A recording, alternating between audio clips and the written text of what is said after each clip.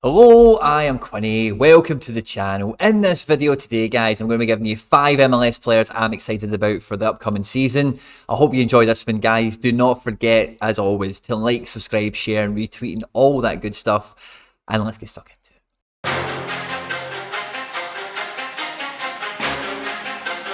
Now guys, I'm a big MLS fan and this season is probably the most excited I've been for an MLS season above all else. This will be my third MLS season playing Sorare, which is a crazy thing to say out loud. And this season, I am super excited. Now, it must be said, most of my gallery, most of my cohort of MLS cards I've already acquired, but I still have a to-do list. I've still got some guys out there I'm going to go and have a look at getting. In this video, I wanted to talk about 5 guys, some of them I have, some of them I don't, that I think might be of interest to you. So let's get started. Now, if you haven't opened your account yet and you're looking to get started with Sorare, there's a link in the description of this video. Once you click that link and sign up directly and buy 5 cards from the market, Sorare are going to give you a free card thanks to you hitting that link and supporting the channel. If you're super excited for the MLS season as well, I've got a link in the description below to Fanatics.com where you can get up to 65% off MLS merch as well as all the top clubs throughout Europe. Make sure before you buy anything this year, you check out that link in Fanatics.com. It all goes back to supporting the channel and I thank you very much for doing so. Now, the first player I'm super excited about because I wanted to buy his card pretty much all of last season once he finally got his cards. He never had one from before. And by the time he did come out, he was pretty expensive. And I pretty much had to wait to end the season to get him for as cheap as I did. So this will be the first opportunity I'm really going to have to test him out in the SO5 arena and try and go win some rewards with him. And that is Julian Araujo. Now, Araujo has just been nationalized for the Mexican national team. So he's now got a little detail. If he does break into the Mexican team, we might even see that in this international window. Be a very versatile defender in Champion America.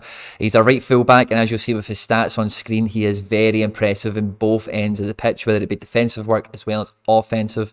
The Galaxy this year, I'm a big fan of, and I've got high hopes for Greg Vanney and the guys that they're going to kick on from their inconsistent form last year.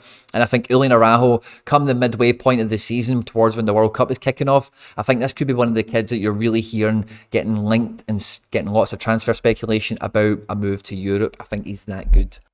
The second player, again, I had the joy of watching plenty of last season, and that is Marcelino Moreno. Now, Marcelino Moreno absolutely runs away with some of his statistics for the league in terms of his carry. And the thing is, when you watch Atlanta, he doesn't occupy a finite position in the formation under Pineda. He was quite free to roam between boxes, collect the ball, play some triangles, play some 1-2s.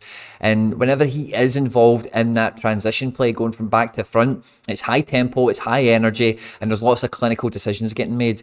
With the team now, you know, Luis Araujo, Joseph Martinez, these guys are now bedding in, playing together, training with each other, and I really expect to see that cohesion. I expect Atlanta to be goal-scoring machines, and I think Marcelino Moreno, at the ripe age that he's at, he's a very ripe player, seasoned professional, and you don't really need to worry too much about guys in their mid to late 20s getting massive inconsistencies in their form, especially when they are in such a strong team like Atlanta on paper. So Marcelino Moreno is a midfielder that can pick up all the stats you would want your midfielder to be picking up. I do expect Atlanta to have a massive 2022 in comparison to 2021. I'm starting this initial 1-2-3 volley. We've started with Araujo as a defender, Moreno the midfielder. Who would the forward be? Now, this might surprise you. The 3-time wooden spoon team, Cincinnati, they've got a new coach in charge. He was the Philadelphia assistant manager. They've got a new director of football in. He came from Philadelphia. Cincinnati are going to be playing, from the sounds of things, with a 4-4-2 diamond. And if they do, I fancy a few players in the Cincinnati team to really shine, especially compared to last year. Above all would be Brenner. Now, Brenner is a very good, very typical 18-yard box kind of striker. Loves to shoot. And I think having a strike partner up front, as well as a midfield diamond that plays anything like the way the Philly guys play, could really play to his strengths, and we could see Brenner break 10-15 goals quite conceivably in a team that plays like that. Now, the problem with Brenner and the problem with Cincinnati is they've got they're so far behind par. They're so far behind the 8 ball on last year in terms of how strong the roster is.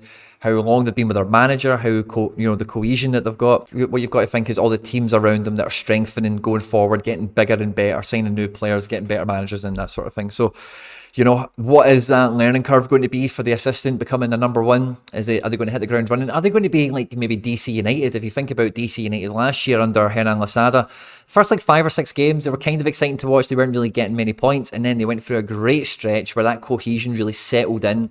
And DC were one of the surprise teams of the year.